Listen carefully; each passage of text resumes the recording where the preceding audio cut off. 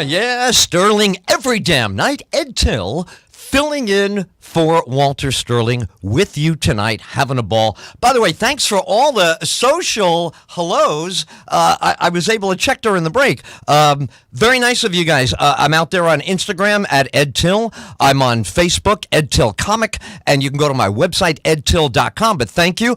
Super excited about what we're about to do. Bring on Jill talking about flowers. I have an ex-girlfriend who is still the best advisor for me.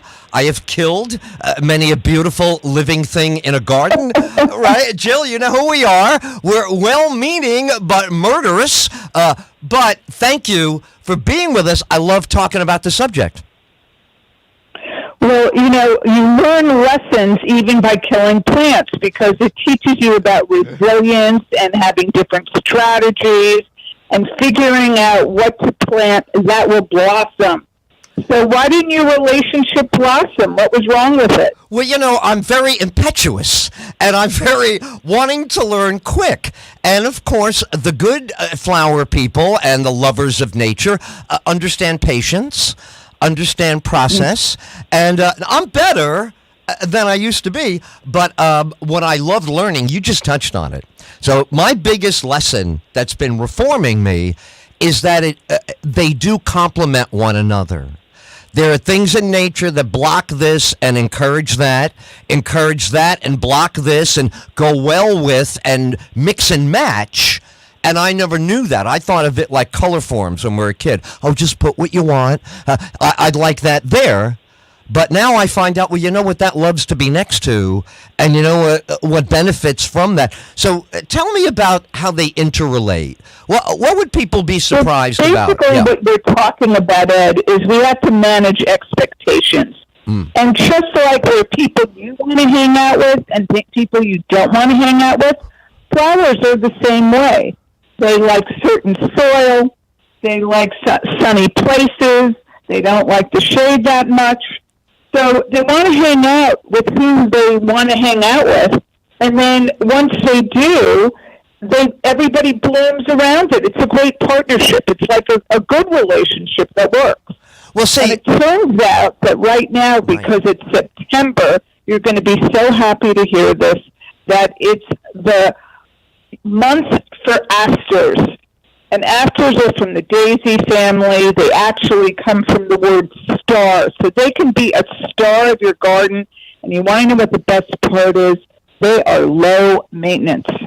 And they come in all great colors. They have the purple and the rust. And you see them at like supermarkets and Walmart and Home Goods and wherever you want to be. You're going to see asters and mums all over the place because those are the flowers of the fall.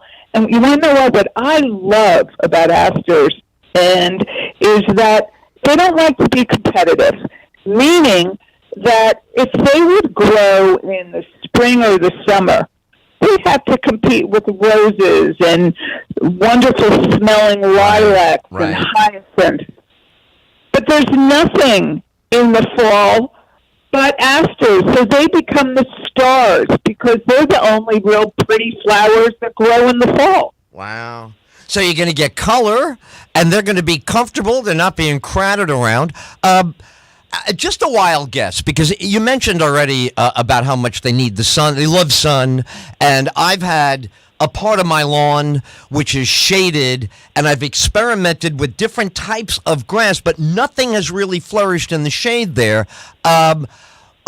What's a good way to find what thrives in your garden? How do you play the match game? Oh, man, you know what? Would love to be here because this guy looks like he's having trouble being here.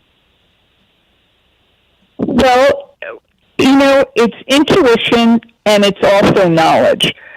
Basically, the most colorful plants thrive in the sun. But let's say, as you're telling me, Ed, that you have shade. So outside of Elstilbe, there aren't that many opportunities for beautiful, colorful flowers. There just aren't. I mean, people will tell you that it is, but, Flower Power Daily, we tell the truth. Nature makes its choices. And, you got to live with it. But what you can do, and what I have to admit, it's really naughty, and I'm going to tell you that I do it. Because I need color and want color, sometimes I have been known to put faux flowers in shaded areas that are in the distance so that I could just see pops of color because they make me happy. Wow. And then in the areas that I know that are sunny, I have many more choices. But fortunately, there's a beautiful green plant called Sun King, and it doesn't like sun. Believe it or not, it doesn't. I know it's counterintuitive, but anyway, what it is, it has this psychedelic green color, so it actually adds color to the shade. Wow. And, I always recommend that because it gives you, what we're really craving is color and cheerfulness. We are. I mean, now you're really taking me back to my childhood. My mom and my Aunt Norma were like, just as you're describing, joyful and, getting off on all the colors and all. And in the family, they were the plant hospital. Hi, Aunt Norma. Hi, Aunt Tina. We have an African violet. It's dying. We have this. And it would come back a week later, perfectly healthy. Joy, my mother would be talking to them. Aunt Norma is singing to them, whatever. You want to know what Aunt Norma most likely did?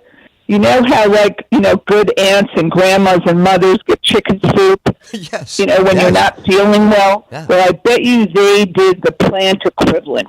Because most people they just water and they don't feed the plants. And they hear about that and they go, they're just plants. But guess what? Plants need, like humans, they need hydration, right, and they need food. Right. So I bet you, we have to ask that Aunt Norma if she's still alive, I bet you she was feeding it nutrients that help revive it, right, and so that it could bloom again for you, Ed. There you go. On my mom is in an apartment in New York City. Aunt Norma's in a backyard in Connecticut. So they're doing the yin and the yang, right, all the way from the inner city to the wide open spaces. And I remember not a branch. What do you call a stem? A stem in a cup of water. And I don't know, there was a plant there in 2 weeks. So this kind of revival is a wonderful, cheerful lesson about nature.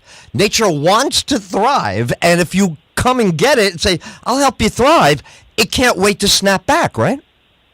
That's right. It's like you treat me well, I'll treat you well. We coexist, and, don't forget, thanks to plants, we breathe.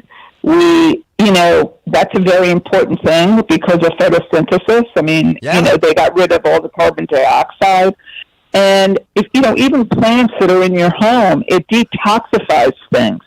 So treat them well, and they do magical things. They not only change your cortisol levels, which means that you become less stressed. It boosts happiness and serotonin, and it's pretty to look at. That's why I love Flower Power Daily, because it not only beautifies your home, it actually gives you calm and happiness.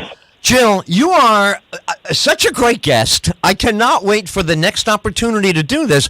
I must break, but before I do, thank you. Mom and Aunt Norma, I feel like they're in the studio now, and we're outside at the flower bed together. What a great hangout with you tonight. Thanks so much. Loved being here. You got it. Ed Tyll filling in for Walter Sterling on Sterling every damn night.